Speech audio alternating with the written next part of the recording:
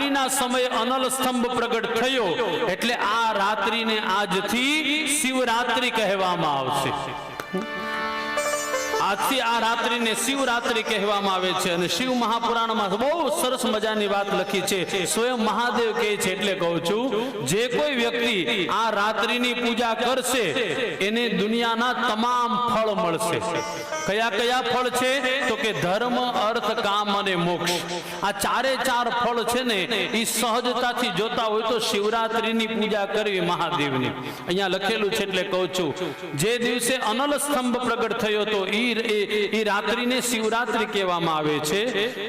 આમ તો 12 મહિનામાં શિવરાત્રિ આવે હો, પણ મહાશિવરાત્રિ કેવલ ને કેવલ મહા મહિનામાં જ આવે છે.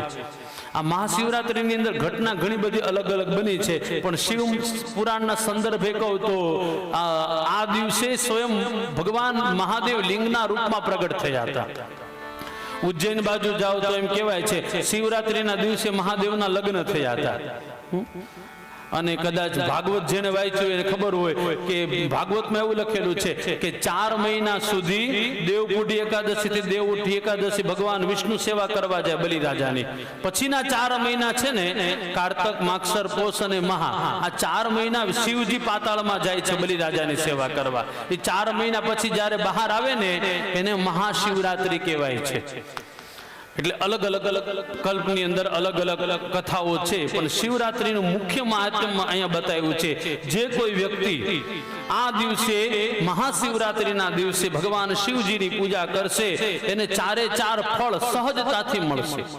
12 શિવરાત્રિની પૂજા બતાવી છે અલગ અલગ રીતના, વિશેષ કરીને બતાવ્યું છે જેને સહજતાથી મુક્તિ જોતી હોય એને 8 પ્રહરની પૂજા મહાદેવની કરવી.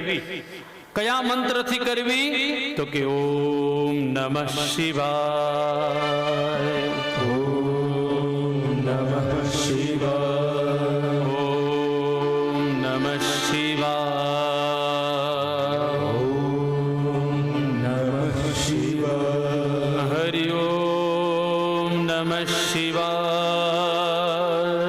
હરિ ઓમ નમઃ શિવાય, હરિ ઓમ નમઃ શિવાય,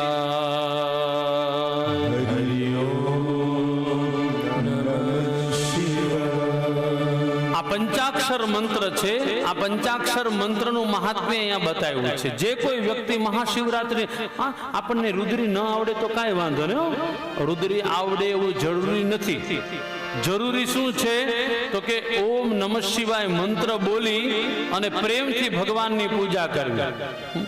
જરૂરી નથી કે બધું બધાને આવડતું. એવું કે ઘણા લોકો અમને ફરિયાદ કરે કે શાસ્ત્રીજી અમને બીજા કઈ મંત્ર ન આવડતા હોય તો, અરે સાહેબ, દુનિયામાં શ્રેષ્ઠમાં શ્રેષ્ઠ કોઈ મંત્ર હોય તો ઓમ નમઃ શિવાય છે. બોલી લો, બસ બધું આવી ગયું આમાં. અને અહીંયા ઓમ નમઃ શિવાય મંત્રની ઉત્પત્તિ બતાવી છે. કેવી રીતના પ્રગટ થયો? સૌથી પહેલા ઓમ પ્રગટ થયો. ભગવાન શિવજીના 5 મુખ છે.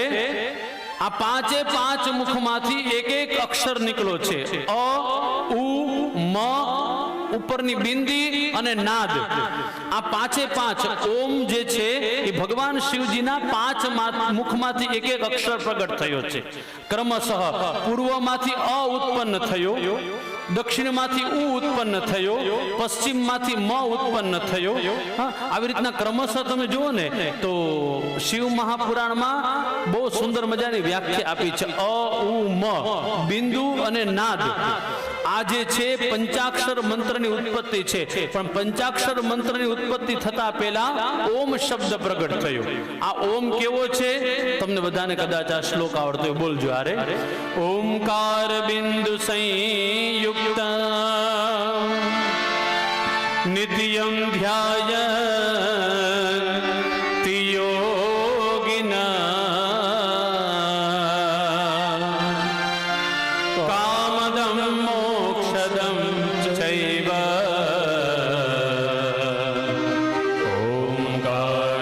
ઓમકારાય નમો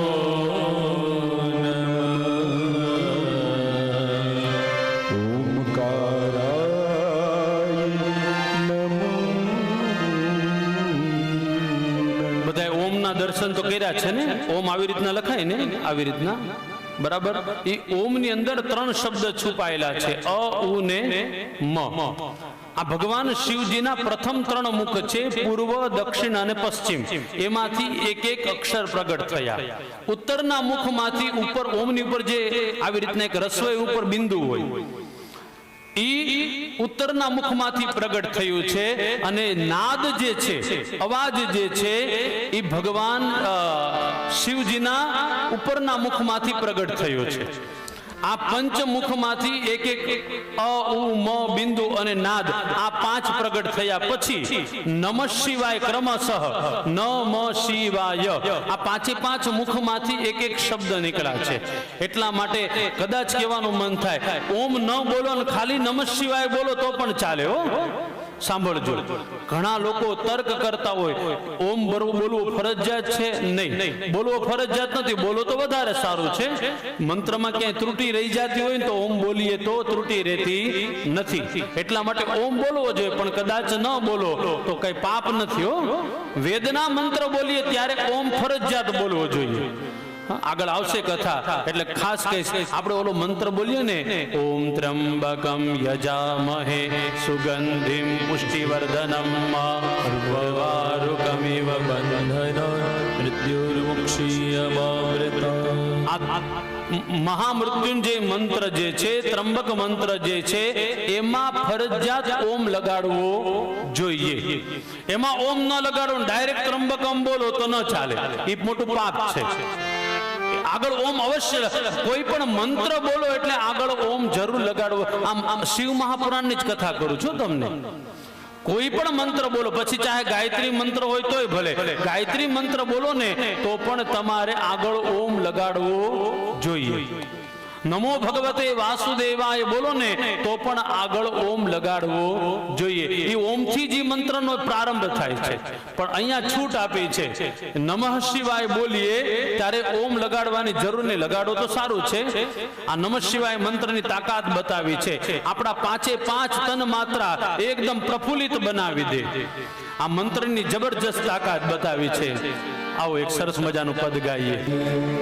છે મંત્ર મહા મંગલકારી, ઓમ નમઃ શિવાય, ઓમ નમઃ શિવાય.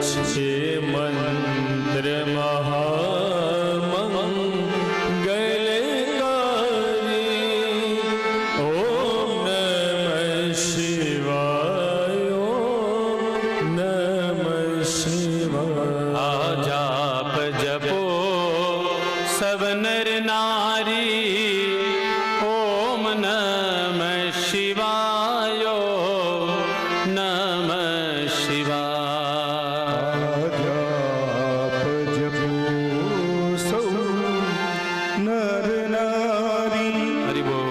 ઓમ નમઃ શિવાય, ઓમ નમઃ શિવાય. તો પ્રણવના 2 રૂપ બતાવ્યા છે, એક સ્થૂલ રૂપ અને બીજું સૂક્ષ્મ રૂપ. પ્રણવ એટલે ઓમકાર, ઓમકારના પ્રણવના 2 રૂપ બતાવ્યા, સ્થૂલ રૂપ અને સૂક્ષ્મ રૂપ. સ્થૂલ રૂપ એટલે નમઃ શિવાય, આ સ્થૂલ રૂપ, અને સૂક્ષ્મ રૂપ એટલે ખાલી ઓમ. માફ કરજો, પણ ઓમ શબ્દની વિપત્તિ છે ને બહુ સરસ મજાની છે. ઓમ શબ્દ છે ને એ 5 દેવ માટે એક સમાન છે.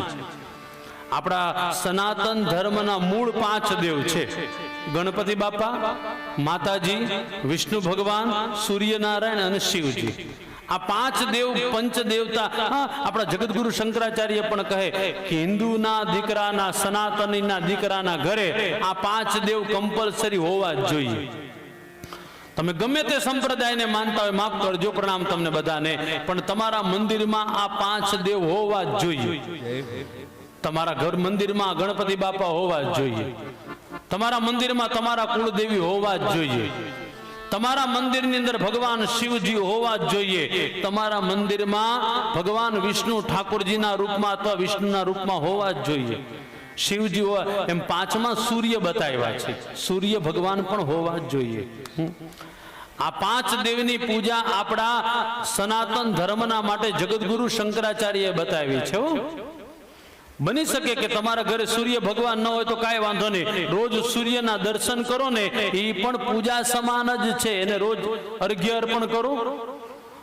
તો આ 4 દેવને મંદિરમાં રાખો, પણ સનાતનીઓના ઘરની અંદર આ 5 દેવતાઓ હોવા જ જોઈએ. બીજા બધા ભગવાન તમારી શ્રદ્ધા પ્રમાણે રાખો, એ તમને તમારી મરજી.